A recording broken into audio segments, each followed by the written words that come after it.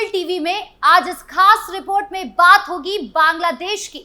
बांग्लादेश जो कभी भारत का ही हिस्सा था और 1971 में भारत के सहयोग से एक स्वतंत्र राष्ट्र बना, आज अपने ही देश के मूल नागरिकों हिंदू अल्पसंख्यकों के लिए असुरक्षा का गढ़ बनता जा रहा है।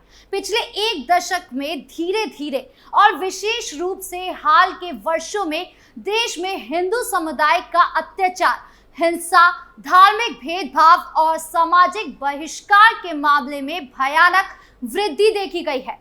ये न केवल बांग्लादेश के संविधान में दिए गए धर्मनिरपेक्ष मूल्य का उल्लंघन है, बल्कि अंतर्राष्ट्रीय मानवाधिकार कानून का भी सीधी अवहेलना है। 2024 में जब बांग्लादेश की सत्ता से शेख हसीना के नेतृत्व वाली अवामी लीग बाहर हुई और नए प्रधानमंत्री मोहम्मद यूनुस के नेतृत्व में सरकार बनी, तब से हालात और चिंताजनक हो गए।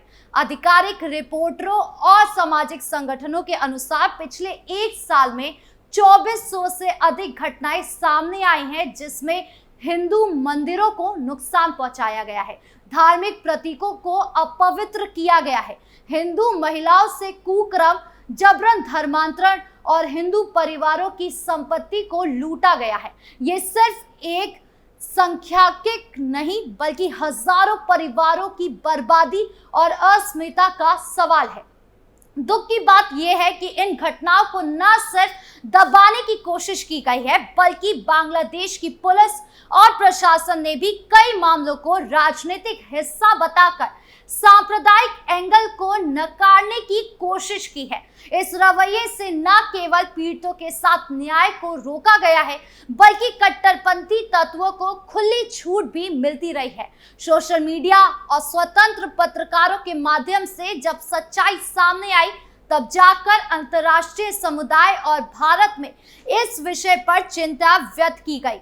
बांग्लादेश के हिंदुओं जो कभी आबादी का 22% हिस्सा हुआ करते थे, आज केवल 7 से 8% रह गए हैं। इस गिरावट का कारण सिर्फ प्रवास नहीं, बल्कि सतत उत्पीड़न, हिंसा और असुरक्षा की भावना है। मंदिरों पर हमले, हिंदू लड़कियों के साथ जबरदस्ती विवाह, इस्कॉन जैसे शांति प्रिय संगठनों के साधुओं की गिरफ्तारी या उत्पीड़न और जुलूसों के दौरान हिंसा, ये सभी घटनाएं एक संगठित सांप्रदायिक मानसिकता को और इशारा करती है। ये स्थिति अब सिर्फ बांग्लादेश का आंतरिक मामला नहीं रहा। भारत जो अपने ऐतिहासिक, धार्मिक और सांस्कृतिक संबंधों के आधार पर बांग्लादेश के हिंदुओं के साथ खड़ा रहा है, आज अंतर्राष्ट्रीय मंचों पर इस संकट को उठाने को बाध्य हो गया है। दुनिया भर के मानवाधिकार संगठन, संयुक्त राष्ट्र, अमेरिका, यूरोपीय यूनियन के बीच भी अब ये मुद्दा गरमाने लगा है। आज इस खास रिपोर्ट में आपको बताएंगे कि बांग्लादेश में रह रहे हिंदुओं के साथ क्या कुछ हो रहा है और दूसरी ओर विदेशी ताकतों पर इसका क्या कहना है और भारत बांग्लादेश में रह रहे हिंदुओं के लिए क्या कुछ कर सकता है।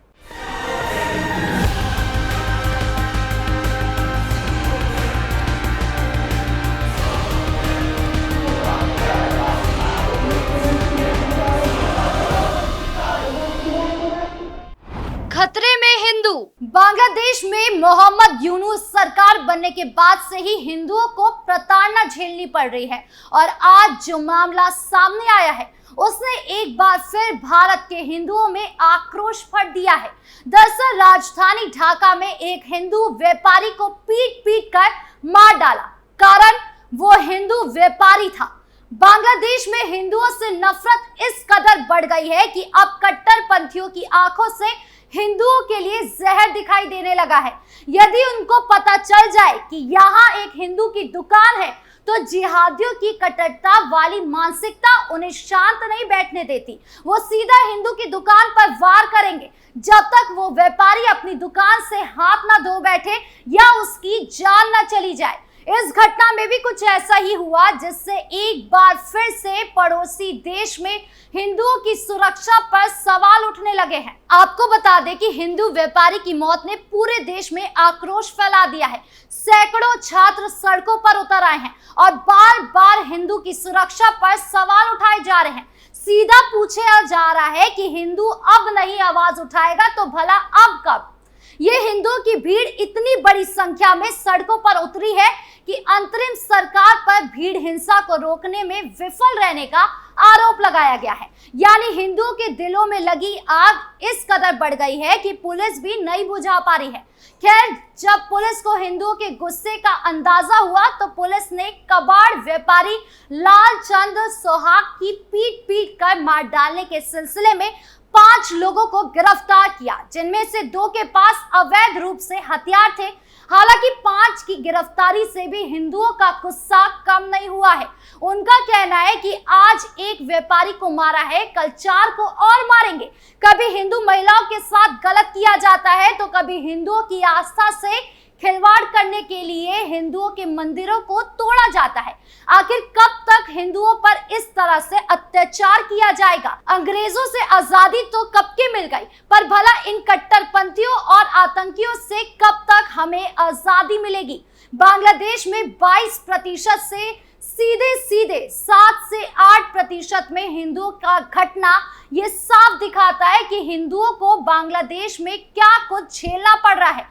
और यही हाल रहा तो 7 से 8% कब 0% हो जाएगा पता भी नहीं चलेगा। और ये बात मैं नहीं कह रही बल्कि द हिंदू ने खुद लिखा है कि 2030 तक बांग्लादेश में हिंदुओं की आबादी पूरी तरह खत्म हो जाएगी। यानी जैसे आज डायनासोर गायब हो चुके वैसे ही बांग्लादेश से हिंदू भी हो जाएंगे। ये बात अपने आप में ही बहुत बड़ी बात है। और आज इस मामले में हिंदुओं के कलेजे में जो आग लगी है उसका कारण केवल ये नहीं है कि एक हिंदू व्यापारी की बांग्लादेश के अंदर हत्या कर दी गई, बल्कि इसलिए भी है क्योंकि हिंदू व्यापारी को बिना वजह मारा गया। साथ ही साथ जब हमलावर को पता चला कि व्यापारी मर गया है तो उसके शव पर वो हमलावर नाचते नजर आए। सोचिए किस हद तक कट्टरपंथी गिर चुके हैं और ये सब कुछ सरकार की आंखों के सामने होता है लेकिन फिर भी कुछ नहीं करती। सोचिए सरकार कितना उनका समर्थन देती है कि उनके होते हुए भी हिंदुओं पर इस तरह अत्याचार होता है और वो खामोश रहते हैं। अगर ऐसी एक घटना भी भारत या खास करके उत्तर प्रदेश में हुई होती तो उन 5 आरोपियों या जहरीले कट्टरपंथियों को ऐसी सजा सरकार की ओर से दी जाती कि उनकी 6 पुश्ते इस तरह की कोई घटना करने से पहले 100 बार सोचते। पहलगाम हमले में ही देख लीजिए, जब कट्टरपंथियों ने भारत में घुसकर धर्म के नाम पर मासूमों को मारा और उनकी पत्नियों से कहा कि जाकर मोदी को बता देना, तो पीएम मोदी ने ऑपरेशन सिंदूर के तहत ऐसा जवाब दिया जिससे ये संदेश कट्टरपंथियों के पास पहुंचा कि अगर भारत की महिलाओं के सिंदूर को कोई कट्टरपंथी उजाड़ने की कोशिश करेगा तो उसे बख्शा नहीं जाएगा। ब्रिटेन से पहुंचा बांग्लादेश को संदेश। खैर, आपको बता दें कि बांग्लादेश में जिस तरह से हिंदुओं पर अत्याचार होता है उससे परेशान होकर ब्रिटेन सरकार ने भी अपनी प्रतिक्रिया दी है। दरअसल ब्रिटेन के कई प्रमुख राजनेता, पूर्व और वर्तमान सांसद, मानवाधिकार कार्यकर्ता और विभिन्न धार्मिक समुदाय के सदस्यों ने प्रधानमंत्री कीर स्टारमर की सरकार से आग्रह किया है कि वो बांग्लादेश में मोहम्मद यूनुस के नेतृत्व वाली अंतरिम सरकार के खिलाफ सख्त कदम उठाए, क्योंकि वो दक्षिण एशिया देश में धार्मिक अल्पसंख्यकों की सुरक्षा और भलाई सुनिश्चित करने में नाकाम रही है। कंजर्वेटिव फ्रेंड्स ऑफ बांग्लादेश यानी CFOB की ओर से आयोजित एक सेमिनार में इस बात पर प्रकाश डाला गया कि जब मोहम्मद यूनुस ने शेख हसीना की लोकतांत्रिक रूप से चुनी गई अवामी लीग सरकार के हटने के बाद अंतरिम सरकार के मुख्य सलाहकार के रूप में कार्यभार संभाला, तब 5 अगस्त से 20 सितंबर 2024 के बीच हिंदुओं के खिलाफ 2010 हिंसक घटनाएं हुई। बांग्लादेश में हिंदुओं के खिलाफ हिंसा जारी रही और 21 सितंबर से 31 दिसंबर 2024 के बीच 174 घटनाएं हुई। 1 जनवरी से 30 जून 2025 के बीच 258 घटनाएं दर्ज की गई। बताया गया कि बांग्लादेश में पुलिस और सेना मूड दर्शक बनी हुई थी।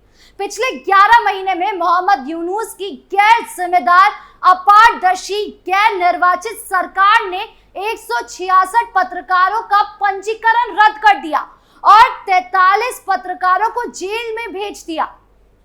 यहां तक कि जब वक्ताओं ने कहा कि धार्मिक अल्पसंख्यक बांग्लादेश के आर्थिक विकास और राजनीतिक स्थिरता में योगदान करते हैं और राजनीति में उनका आनुपातिक प्रतिनिधित्व होना चाहिए ताकि अल्पसंख्यक न्याय, शांति और सद्भाव की स्थापना सुनिश्चित करने के लिए चुनाव प्रक्रिया में भाग ले सके। यही नहीं, ब्रिटेन के यूनाइटेड हिंदू अलायंस के हराधन भौमिक ने कहा कि हिंदू दहशत में जी रहे हैं, वो घर पर चैन से सो नहीं सकते क्योंकि उन्हें नहीं पता कि कल क्या होगा। ऐसे में भारत क्या कर सकता है? अब सवाल उठता है कि भारत बांग्लादेश में हिंदुओं के साथ बढ़ते अत्याचार पर क्या कर सकता है? क्या भारत के पास कोई विकल्प है कि वो हिंदुओं को जिहादियों की गैंग से बचा सके? तो इसका सीधा सा जवाब है कि हाँ, कर सकते हैं। CAA भारत सरकार की ओर से बनाया गया एक ऐसा कानून है जो उन अल्पसंख्यक हिंदुओं की जान बचा सकता है। CAA कानून कहता है कि जो नॉन मुस्लिम दूसरे देश में रहते हैं, जो माइनॉरिटीज के रूप में वहां रहते हैं, उन्हें वो भारत में ला सकते हैं या वो आ सकते हैं, उन्हें सिटीजनशिप दी जाएगी। इस बात को गृह मंत्री अमित शाह कई बार दोहरा भी चुके हैं। उनकी संस्कृति, उनकी भाषा, उनका धर्म, उनके परिवार की महिलाओं का सम्मान, उसका रक्षा करने का काम किया है। और कल से इस देश में आया हुआ हर एक शरणार्थी मेरे और आपके जितना ही अधिकारी है इस देश पर। ये अधिकार हमने, यानी बांग्लादेश की सरकार कुछ करे या ना करे, भारत ने सारे दरवाजे खोल दिए हैं जिससे हिंदुओं को बचाया जा सके। अब वहां के हिंदुओं के हाथ में है कि या तो वो भारत के सम्मान और सुरक्षा के साथ यहां भारत में रह ले या फिर पल पल मरते रहे कि कब उन्हें मार दिया जाएगा। आपके इस पूरे मामले को लेकर क्या राय है, कमेंट बॉक्स में जरूर बताएं। नमस्कार।